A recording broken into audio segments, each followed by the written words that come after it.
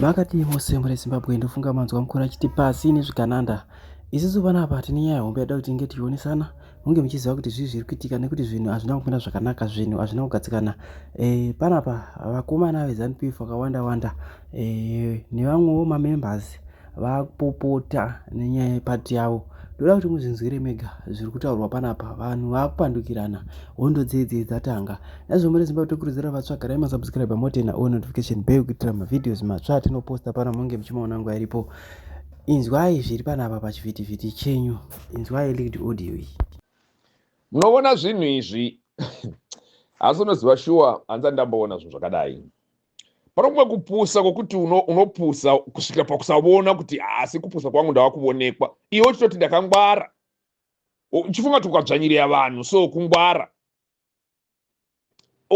Zviya ka izuva rimwe vanhu vagona kuzviona ukanyanya wapusha vanhu kuita semhuka so unoona mhuka unoona munhu haasi mhuka maniwe nyangwe mhuka chaiyo ukaipusha zvimwe zviri too hard inoresista. Ndotokuudza chokwadi inoresista. Ndo zvinhu zviri kuitika izvi. Unowa munhu achikuudza kuti uri mupanduki kana kuti mhandu vamwe vatengesi nokuti waramba ZANU-PF. Chii chinodzi ZANU-PF? Haisi pati here. ZANU-PF ipati yakanga yakanaka chaizvo asi yakahopinda vana Pongwe. So do you want us to support vana Pongwe vari muZANU-PF? Izvo supportai moga. Ndotokuudza chokwadi. Supportai moga zvana Pongwe izvo. Because haungagoni kuti iwe kana munda wemabura uchiziva kuti muna mabura mumunda imo mukapinda Pongwe iwe ungosapota nokuti Pongwe uya wapinda mumabura.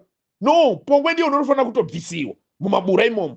Mabura tinda mberi chatosapota isu mabura hatisapoti manhingirikiri. Tisapoti zvinhu zvakadhakwa izvo. Vanhu vakaita hondo vachigwira kuti sinungura nanhasi tinovasapota kuti vakaita basa guru. Asi vana Pongwe vakahopinda ava. No, we cannot support vana Pongwe. Unowa munhu achikuudza kuti uri mhandu, iye ndiye mhandu. Wakapandukira hazi wakangamwa kuti chakatanga sure iko. Bato rakanga riri revolutionary. Inhengirikiri izapo. Vakaipandukira. Vakaita mhandu. Saka unototi munhu imhandu, iwe uchitova mhandu futi because wakapanduka sure iko. Wakangamwa. Zvakazoita kuti mubatane iko zvino pana nhengirikiri 1987 moita unity accord. Manga musina kurealize kuti haiwa madhodha paya takakanganisa takapanduka paya. Saka asi iwe unenge uri busy uchidaidza vangu kuti mhandu kuramba ZANU-PF. Chii ZANU-PF kuti ZANU is a party.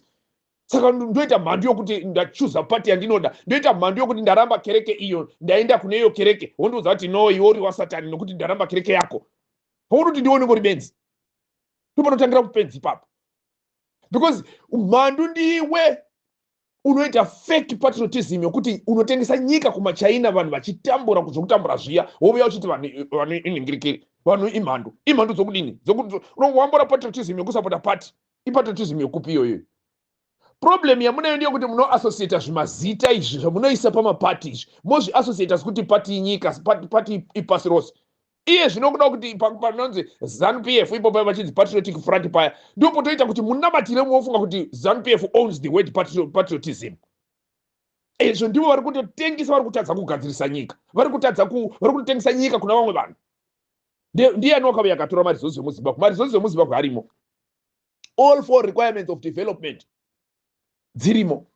Saka unotadza kudevelopa nyika sei? Uchingochema ndadai ndapiringidzwa nani uchingoumana. But election ikabuya unenge uchiti ndivhotere ndikuita zvokuti nezvokuti wakangamwa here kuti kuna vaya vanokupiringidza. Hati unoona kudhakwa kwamunoita. Unoona munhu achiuya achipesuka achiti ndivhotere ndikuita zvokuti kana nguva yekuvhodiya wavhotegwa zviya nguva yekuti uchiita zviya zvasvika wakutanga vari pano unongoumana panapa masanctions pazvodai paya pamaiti ndivhoterei makanga makadhakwa here musingazivi kuti kuchazouya izvi pamberi. Iye zvino election ngaibuye iko zvino munenge maisi zvose zviya zvokuti tichakanganisika because haungafambi uchiparadzira vanhu kuti musandivhotera because ndozotadza kuita nhingirikiri. Padai vanhu vacho vanenge vakadhakwawo futi because munongodzoka nesame style muchingoti kuruka munhu achingovhota. Unenge uchivhotegwa kuti unoitei because mberi kune zvinokupiringidza iwe wagona kushanda pazvo. Chirega vamwe vanogona kushanda musituation iyoyo vashande nyika ibudirire because maresources also okushanda aripo. usati umwe munhu imhandu iwe uri wemhandu wakapandukira vanhu vezimbabwe. I thank you. Ndofunga mazvinzwira mega manzwa amashoko ari kutaurwa nemurume mukuru uyu. Muri Zimbabwe tinokutendai nekuteerera kwenyu kwamunoita pano pachivhitivhiti chenyu. Zimwe chiti thank you for watching.